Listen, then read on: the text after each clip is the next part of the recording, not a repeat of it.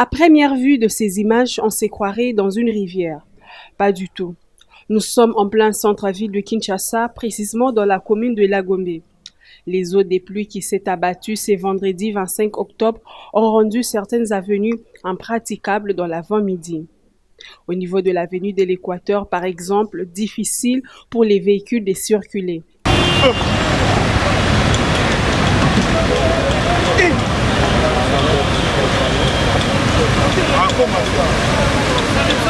L'avenue du marché, à son croisement avec Tabouley, ex-Tombalbaye, n'a pas non plus été épargnée par la pluie qui s'est abattue ce vendredi matin. Ici aussi, le constat est le même. Des eaux des pluies ont débordé, même la chaussée, comme si on était devant une rivière. Certains Kinois ont même profité de cette situation pour se faire de l'argent pour la traversée des avenues.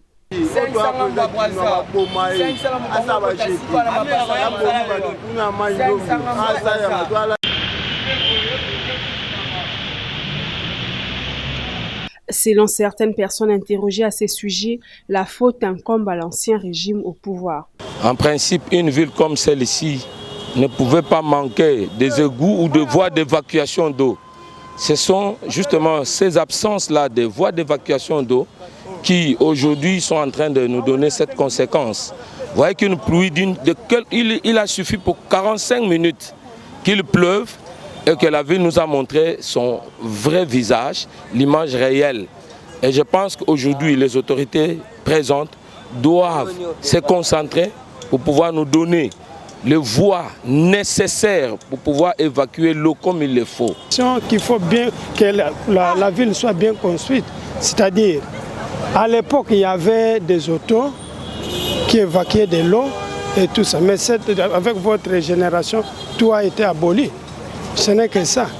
Chercher de voies et moyens pour évacuer de l'eau. Ça, c'est la grande ville où tout le monde passe. Merci beaucoup. Il n'y a rien. Donc, merci vraiment à Kabila. Merci vraiment à Yoki Mbuta. Bonne chance vraiment. Merci. Cette situation a été observée un peu partout dans la ville de Kinshasa. Les pluies qui se sont abattues ces derniers jours dans la capitale ont non seulement occasionné d'énormes dégâts matériels, mais aussi de pertes en vies humaines.